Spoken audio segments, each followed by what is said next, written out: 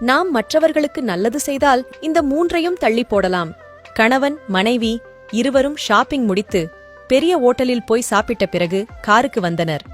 அப்போது ஒரு வயதான அம்மாள் அவர்களிடம் கையேந்தியபடி வர, கணவன் அவளுக்கு பர்சிலிருந்து 100 ரூபாய் எடுத்துக் கொடுத்தான். அவள் நிறைய நன்றி சொல்லிவிட்டு போனாள். எதற்கு 100 ரூபாய்? கர்ணப்பரம்பரையோ 5ஓ 10ஓ கிழவிக்கு போட்டிருக்க கூடாதா என்றாள் மனைவி. கணவன் சிரித்துக் கொண்டு சொன்னான், உனக்கு புடவை நகைகள், எனக்கு துணிகள், செருப்பு, பசங்களுக்கு துணிகள் என்று கிட்டத்தட்ட சர்வ சாதாரணமாக லட்சத்தில செலவு பண்ணினோம். ஆனால் அந்த வயசான அம்மா வயித்து பசிக்கு சாப்பிட நம்மளை தேடி வந்திருக்கா. நம்மால அந்தம்மா சாப்பிடும்போது நம்ம மனசார நினைக்குமே, அதனால நமக்கு புண்ணியம் கிடைக்க வேண்டாம். அந்தம்மாவோட பசி போகுது. மனுஷனுக்கு 3 விஷயங்கள் எப்ப வரும்னு தெரியாது. அது எப்ப வேணும்னாலும் வரலாம். அது என்ன தெரியுமா? டிசபிலிட்டி, இயலாமை, டிசீஸ், நோய், டெத், இறப்பு. நமக்கும் இந்த 3ம் எப்போது வேண்டுமானாலும் வரலாம்.